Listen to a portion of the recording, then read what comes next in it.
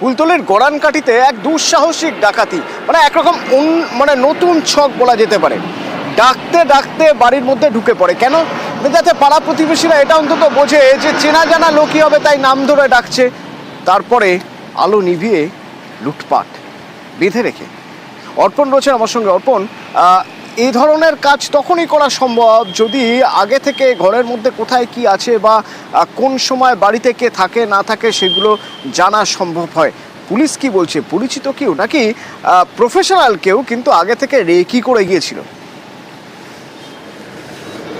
একদমই পুলিশ সূত্রে যেটা জানা যাচ্ছে যে রেকি অবশ্যই হয়েছে, এবং এই যে বাড়িতে ডাকাতি হয়েছে ঠিক তার পাশের বাড়িতে ওই দিন সকাল অর্থাৎ গতকাল সকালে তারা 1 লক্ষ টাকা ব্যাংক থেকে লোন তোলে, এবং সেই বাড়ি চিহ্নিত না করতে পেরেই তারা ভুলবশত, যেহেতু লোডশেডিং হয়ে গিয়েছিল সেই কারণেই তারা পাশের যে বাড়ি সেখানে প্রবেশ করে এবং সেখানে গিয়ে এই ডাকাতির ঘটনা ঘটায়। পুলিশ যেটা মনে করছে যে অবশ্যই পরিচিত কেউ এর মধ্যে যুক্ত রয়েছে।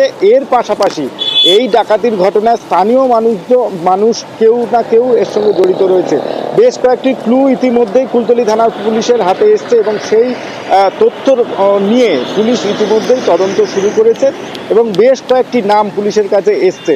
এর পাশাপাশি যে ভর সন্ধ্যায় এই ডাকাতি, এই রাস্তা দিয়ে 6 জনের একটি দল যখন গিয়েছে তখন বেশ কয়েকজনের কাছেই তাদের কাছে এই তথ্য থাকবে বলে পুলিশ মনে করছে।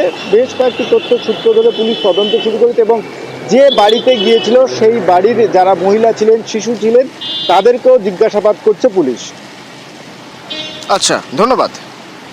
আমার বাড়িতে আমি 3টে বাচ্চাকে নিয়ে সব বই পড়ে আসছিলাম, হঠাৎ দেখি না ঘরে ঢুকে বলছে এই যা সব চুপচাপ বলে সঙ্গে সঙ্গে কাপড় টাপড় দিয়ে মুখ টুকগুলো বাঁধাবাঁধি করেছে, বেঁধে আর সব জিনিস এগুলো সব লোটপাট করেছে, সব বার করে নিয়েছে। নিয়ে বাঁধা অবস্থায় এখান থেকে ফের টেনে টেনে নিয়ে গেছে। নিয়ে গিয়ে বলছে এই তাড়াতাড়ি দিয়ে না তো মেরে দেবো, সব বাচ্চা সব কেটে দেবো। ছুরি, বড় ছুরি, সব অনেক বড় ছুরি। সোনার চেন 2 জোড়া কানে ছিল, 2 জোড়া আংটি ছিল, আর মেয়ের পায়ের নপুর ছিল, নাকের, এগুলো সব খুলে টালে নিয়ে চলে গেছে। টাকা 5,000 টাকা আছে।